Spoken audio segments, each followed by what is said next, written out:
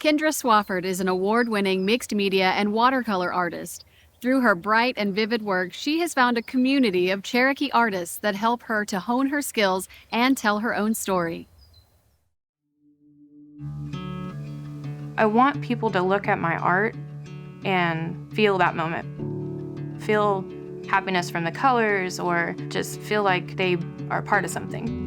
I feel like you have to be painting something you enjoy or you have some emotional attachment to. If you don't do that, there's not going to be any emotion coming out of it. My name is Kindra Swafford. I am a watercolorist. I guess I've always kind of done art. My grandpa, he would hold my hand and I would sit on his lap and he would draw. He was my inspiration for art. I learned that spark from him. It's always been in our family. It's just I'm the one that got a degree in it and like pushed it further. I love painting. Mr. Proctor, I met him when I was in 7th grade. He was my art teacher. He taught me how to use watercolor. Very first time, he taught me how to do calligraphy, printmaking. When my grandmother passed away when I was 11, that's when we kind of connected the dots and we were on the DAWS rails. He kind of helped me find myself at the very beginning because I didn't have, I guess, an outlet. He got me into shows, 5 Civilized Tribes. I won awards when I was a kid.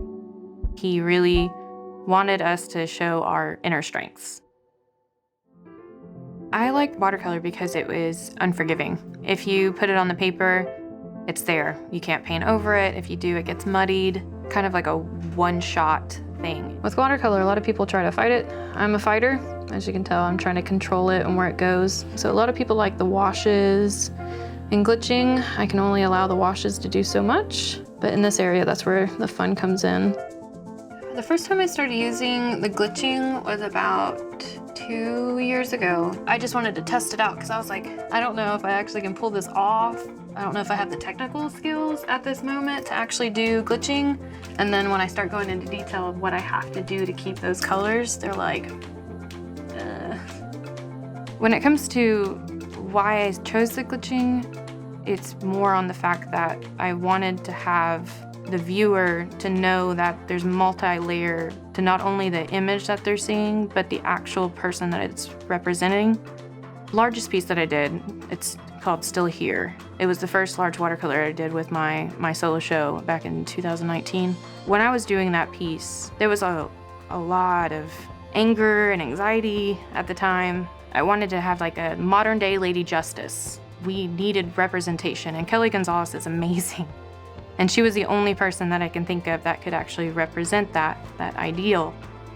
The photo shoot took like 20 minutes, but the images have echoed through years. Osiyo Nigadawu. I'm in a nonprofit, Osiyo. They help local artists. They have like scholarship opportunities, and we do group shows within like Cherokee Art Market. They had a running exhibition that went across the United States and foreign countries. I got involved by, I think it was just word of mouth. College was over and I didn't really have that community anymore. And I showed up to a meeting and it was just like these major Native artists, they showstoppers. There's been so many major things happen in a Osiyo meeting that just by bouncing ideas off of our friends, like amazing projects have come out of it. Not growing up in a traditional home, I didn't have the knowledge. Meeting this group, and especially Dr. Kendra, she has given me books, she has given me articles. They'll speak Cherokee while I'm in there, which is amazing. But if I don't know a word or I need something translated, I'll reach out, and that's the community aspect, is like, they've taken me in and helped me grow as a person, become stronger as a person, because I didn't feel like I belonged. So.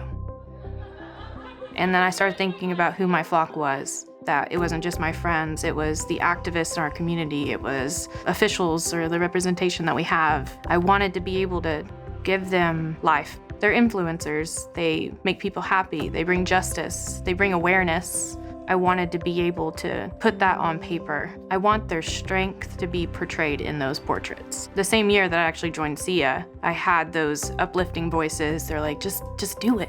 Do what you feel like is right. Like, go with your instincts. That was the first time that I won awards outside of college. I put a piece in Trillo Taylor's art show, and I won 3 awards on it. The art community here in Tahlequah, it's amazing. I like to represent them or have them be represented through my art. So it's usually hangouts. We'll be hanging out in the studio, or I'll cook them dinner and I'll snap photos of them. And that's what I turn into art, because I don't want it to be super staged. I still want there to be some type of emotion in there. These look great. The pattern on it is just amazing. I'll probably play around with it a lot before I actually pick a glitching. Exciting. Thank you. With glitching, you can't just eyeball it, and that's how I've kind of discovered working in photo references, taking it into Photoshop, manipulating it, and then bringing it into my watercolor piece, because I want to have the idea somewhat fully down before I get to laying the paint. It makes me slow down and actually enjoy the piece. There's like rules to watercolor. You're supposed to work a certain area first, because like once the light goes away, it's done. So you do all your light washes first and you work up. As you can tell, I don't do that. I'm a rule breaker.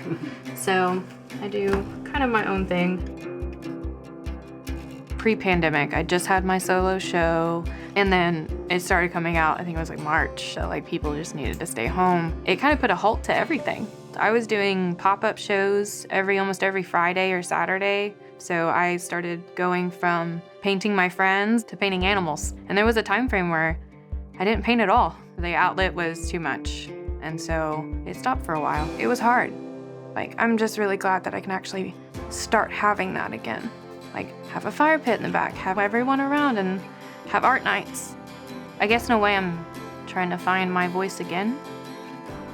I'm ready to be able to get a schedule down so that I can get back that routine where I can start painting every day, because it makes me feel happy. I'm gonna start it. Did you guys grab everything that you wanted? Did you want to go through it first? You can pick one grab. Every 3 years or so, I do a burning. It helps me create new ideas. Anything that hasn't sold in the past 3 years, I take it out back, and then I just have this ginormous bonfire. It gives new life, because then I have to completely revamp my style. That's the first glitch I ever did. This is where I found my style that it's probably gonna last throughout the years. Here we go.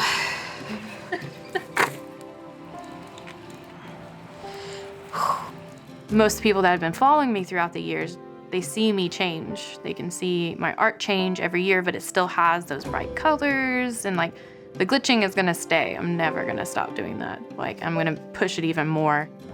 I respect every single person that I've painted. They're amazing. They're superstars in the world. What they do and who they help, I just feel lucky that I get to paint them.